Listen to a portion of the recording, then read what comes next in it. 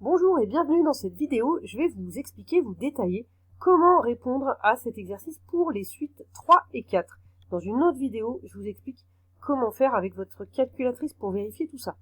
Pour commencer, on va préciser si c'est une suite sous forme explicite ou par récurrence. Alors la première, celle du numéro 3, qui est la première dans cette vidéo, eh bien on a, pour calculer Vn, il suffit de remplacer n. Ça, c'est une forme explicite puisqu'on peut calculer n'importe quel terme.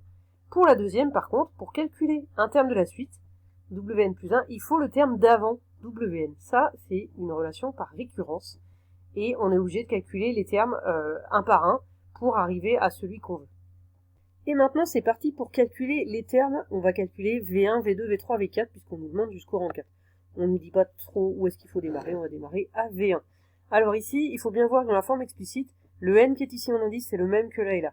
Donc quand on calcule V1, on remplace n par 1, et on fait le calcul. Pour le calcul, c'est une fraction, on fait le calcul en haut, ça fait 1 plus 3, 4, le calcul en bas, ça fait 2, 4 divisé par 2, ça fait 2.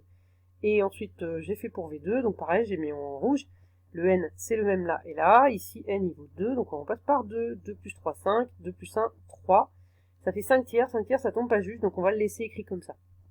Et voilà les derniers, toujours même principe, le n, c'est le même ici et là, donc V3, 3 plus 3 sur 3 plus 1, 6 sur 4 égale 1,5, ça tombe juste, ça s'arrête après la virgule, donc je peux mettre le résultat comme ça. Et V4, 4 plus 3 sur 4 plus 1, 7 sur 5, 1,4. Prenez le temps un petit peu de voir tout ça, là je vais un peu vite, mais bien sûr, vous pouvez faire pause dans la vidéo. Et maintenant, on passe au quatrième, donc celui-ci qui est défini par récurrence. Donc je vous rappelle que Wn plus 1, n plus 1, ça veut dire 1 de plus, ça veut dire qu'ici, c'est le terme après celui-là, ou on peut dire que Wn, c'est le terme avant celui-là. Et on a W0 égale à 1. Donc ici, quand on veut calculer W1, d'après cette formule, c'est égal au terme d'avant. Le terme d'avant W1, c'est W0, au carré, plus 3. Là, on reprend la formule. Donc ici, il faut bien voir que c'est pas n qui est écrit, c'est le terme d'avant.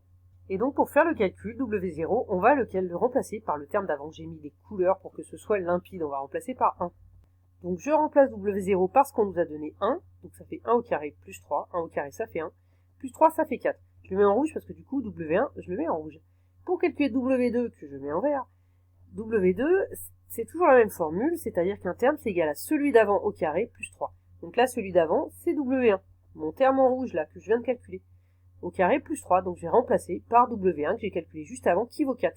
Donc je remplace W1 par mon terme d'avant, 4 au carré plus 3, 16 plus 3, ça fait 19, que je mets en vert, c'est mon terme W2.